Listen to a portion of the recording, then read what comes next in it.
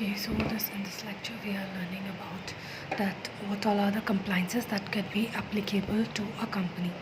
We already know earlier in earlier lecture that there is an entity-wise compliance, activity-wise compliance, sector-wise compliance, industry-specific compliance, also state and local law compliances. Entity-wise, we know that incorporation requirement of members, like for OPC there is a difference, for private it is a difference, for public it is a difference, for partnership firm it is a different.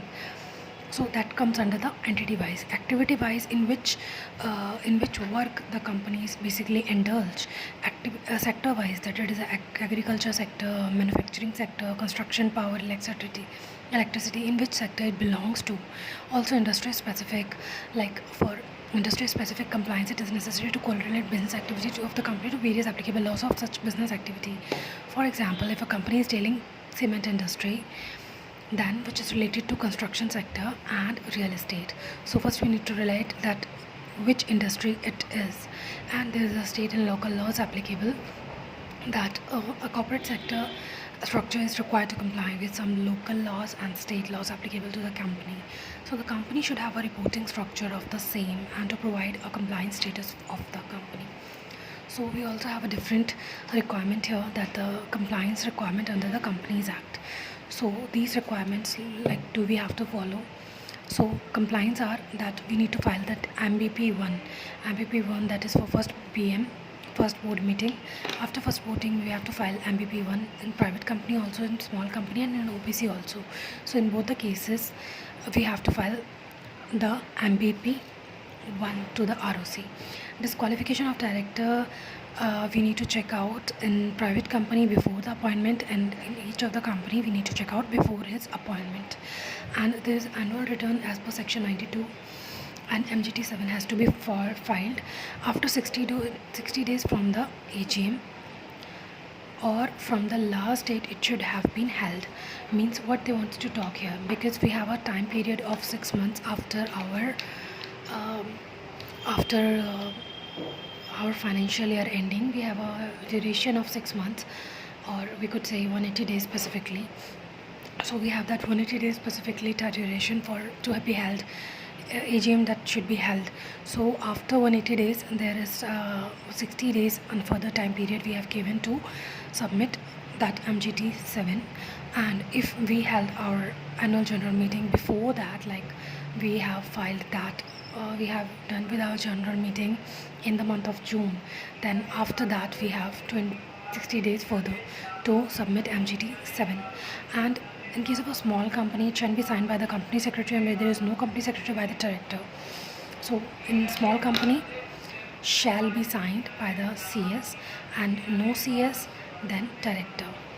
So if in OPC, no AGM, because there is only a one person, so no AGM since one member, it shall be signed by the company secretary, or where there is no company secretary, by the director of the company. So extracts of MGT 7 and extracts of annual return, and MGT 1, that has to be that is not required, only on website. And in small company it is also only on website. In OPC it is not required. So in financial statement, as per section 137, there is a 30 days duration we have for submit financial statements after AGM. And in the case of a small company, it also we have 30 days after AGM, and in case of OPC we have 180 days from the closure of financial year. So it is actually, we have given a huge span of time here.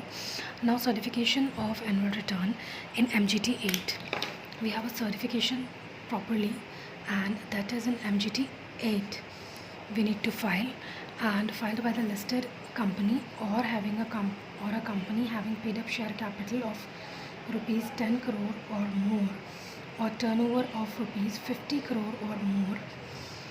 And in case of a small company, we doesn't require it. In case of a OPC, we doesn't require it.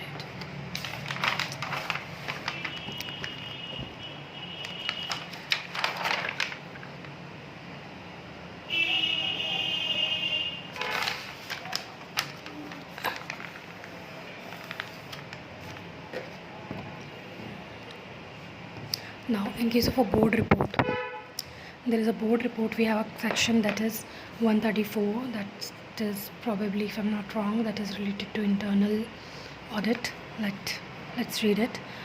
What they want to say here: it should be signed by the chairperson, authorized by the board, and where there is not so authorized by at least 2 directors, one of whom shall be managing director. Okay, director or by director where there is 1 director. Okay, and it should be signed by the chairperson, authorized by the board. If there is not so, then 2 directors, whom one of shall be one managing director. There is 1 director. Director's report shall be signed by only 1 director for submission of his to the auditor for his report thereon. In case of OPC, the report of the board of directors to be attached to the financial statements. Now, circulation of financial statements and other relevant documents to MAD, that is member, auditor, director. And in case of a small company also, it is to be MAD, and here it is only 1 person, so it is not so required. Now, notice of AGM that has to be given as per SS2, and it is not required because there is no need to be an AGM. Now, sending of notice of AGM to MAD, and there is no requirement. Now, board of directors, board meeting as per section 173. Okay, board meeting as per section 173, that is 4 meetings with 120 days maximum cap. Every small company shall have at least 1 board meeting in each half of the calendar year, and gap in between should not be less than 90 days. Means we know that it is twice of the calendar year, means एक January में हो गया, and then next has to be in July. Okay, ऐसा नहीं है कि एक जून में हो गया 30 जून को, and एक हो रहा है 1 जुलाई को. So it should not be happen. Then every small company has at least 1 board meeting of the board of directors in each of the calendar year. The GAT SS1 not applicable in case of 1 director. Similarly, they have repeated here, but they want to say here that there is no such requirement. Notice of the board meeting 7 days. Okay, and it is wrongly mentioned here. So appointment of auditor, that is 5 years, 10 years, 5 to 10 years, 5 to 10 years, means it is 5 years initially, and we could extend it for further 5 years. By ADT 1, which form do we need to file? Then ADT 1. If you remember such form, then it is really good. And appointment of auditor 139, and register of member as per section 88 register.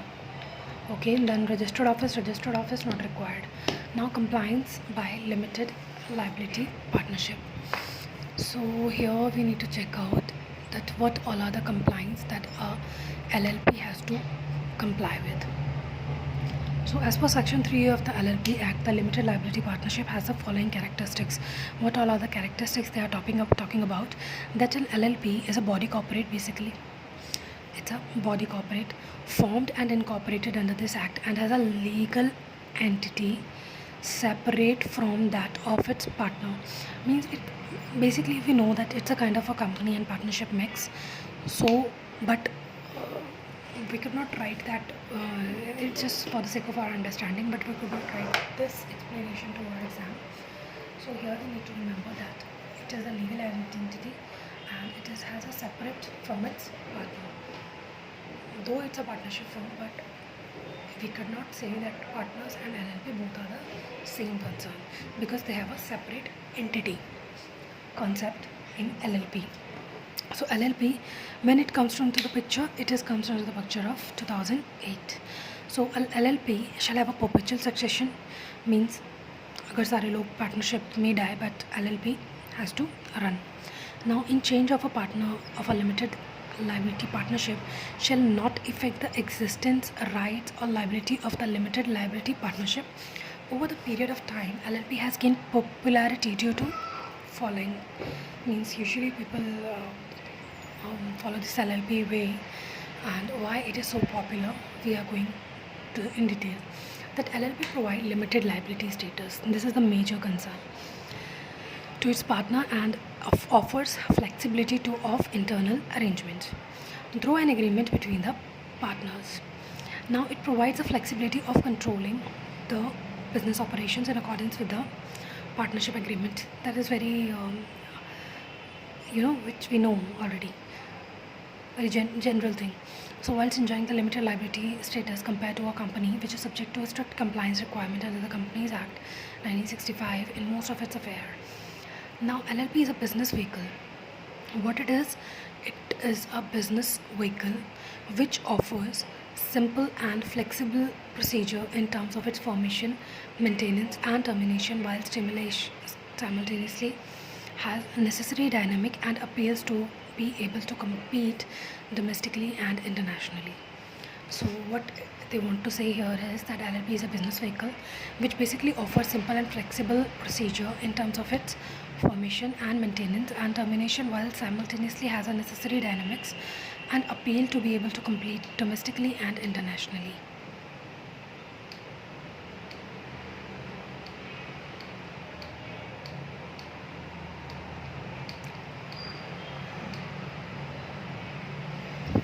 Now, what all are the obligations of the listed entity who has listed as specific securities, that is equity or convertible securities? Now, there is a requirement that we know that the quarterly compliance report on corporate governance. So, quarterly compliance report on corporate governance has to be filed within, as per Regulation 727, it is a listing regulation, and within 15 days of the closure from the quarter. So within 15 days from the closure of the quarter, we need to file quarterly compliance report on the corporate governance, and the listed entity shall submit the quarterly report on corporate governance in the format as specified by the board. Details of all material transactions with related parties shall be disclosed, and report shall be either signed either by a compliance officer or CEO.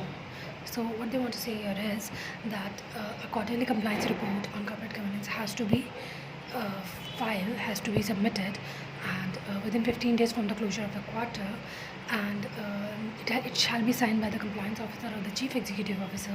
It has to be in the format which has been specified by the board, and it contains all material transactions, related party transaction has to be disclosed as shall be disclosed in this case. Now, what is prior intimation to stock exchange about board meeting? What they want to say here is that in at least 5 days in advance, excluding the date of intimation and date of board meeting, we have the intimation about the meeting in which financial results, which quarterly, half yearly or annual as the case may be, due for consideration. So we need to check out that is the prior intimation of stock exchange about the board meeting has to give 5 days in advance intimation we have to give to the stock exchange, and that quarterly compliance is also need to submit to whom?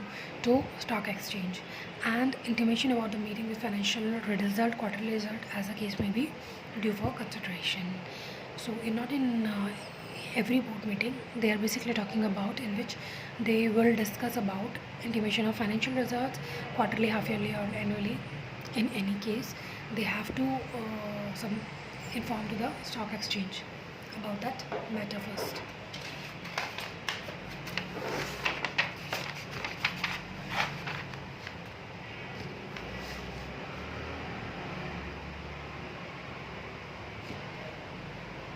Now I think it's visible. Yes.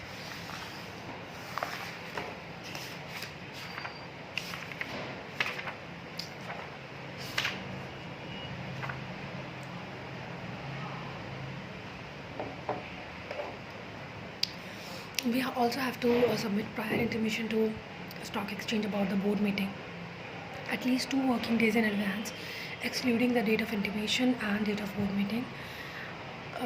we need to submit 2 working days in advance intimation about the meeting in which the following matters are due to consideration. That in case of a buyback also we need to submit in 2 working days advance, and that day is not include the date of intimation and also the date of meeting. So proposal for buyback of securities, proposals of voluntary relisting they are doing of a listed entity, and fund raised by following ways like American Depository, ADR, GDR, foreign currency convertible bonds, qualified institutional placement, debt issue, preferential issue, or any other method for the determination of issue price, and declaration and recommendation of dividend. In that case also, issue of convertible securities including convertible debenture or of debentures carrying a right to subscribe to equity shares or passing over of a dividend, proposal for declaration of bonus securities. There we need to, like in case of a bonus, in case of a buyback, in case of a voluntary delisting, if we are raising funds through ADR, GDR, FCCB, a qualified institutional placement, debt issue, preferential issue, or any method, and also declaration of dividend, convertible securities, convertible into debentures, to debentures carrying our right to subscribe to an equity shareholders, like equity shares, like in future the debenture will get converted into equity. So in that case also we need to inform to the SEBI prior 2 days of the meeting.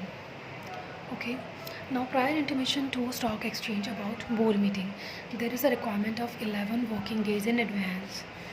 So 11 working days in advance, like any alteration in the form or nature of its securities that are listed to the stock exchange, like in any alter, we are all doing alteration or nature of its securities, like securities पहले different type की थी, अब different type की हुई है on the stock exchanges, and or in the right or privileges of the holders thereof, like they would get extra privileges and extra rights over it. And also any alteration in the date of on which the interest on debentures or bonds or redemption amount or redeemable shares or debentures or bonds shall be payable. So if like any alteration they are doing in the date,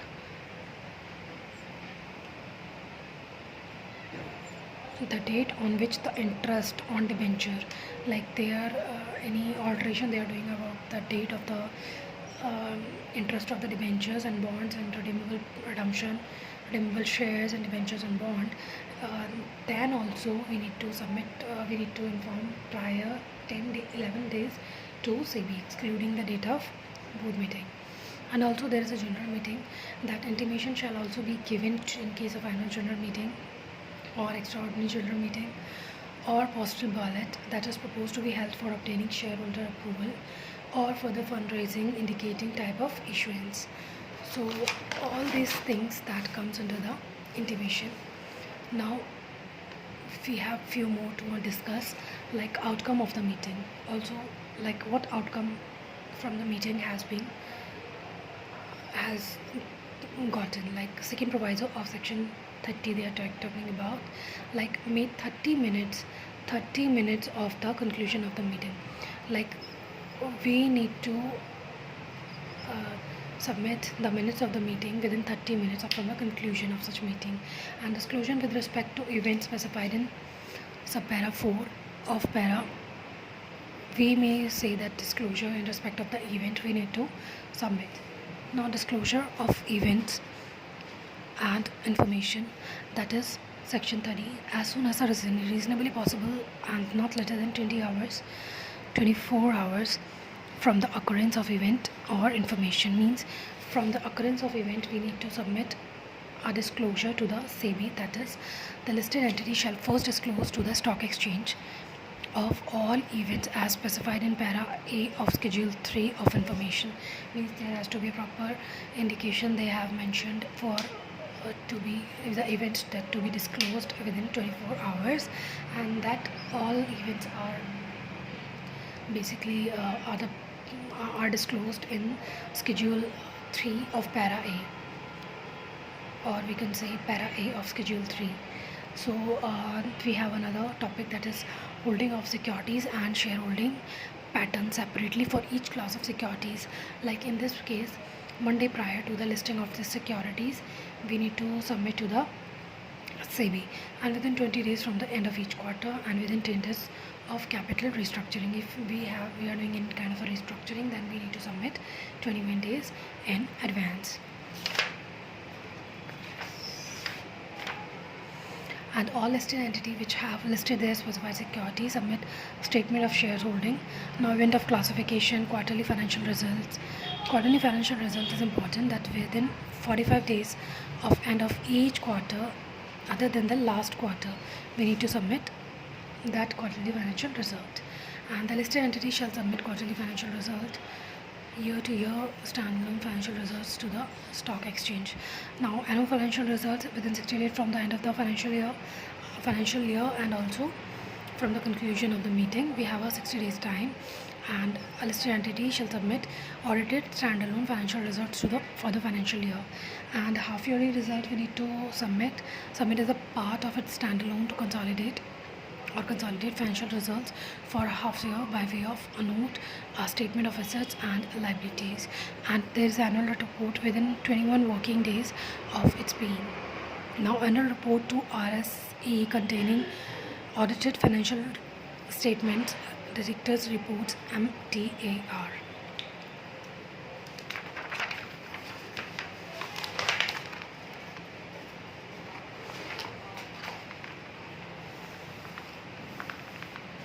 Certificate from PCS we need to submit within 1 month from the age of the financial year, from the end of the age of the financial year, and certifying that all certificates have been issued within 30 days of the date of lodgement for transfer and subdivision, consolidation, renewal, exchange or endorsement of the calls, allotment monies, and intimation to stock exchange regarding results of general meeting.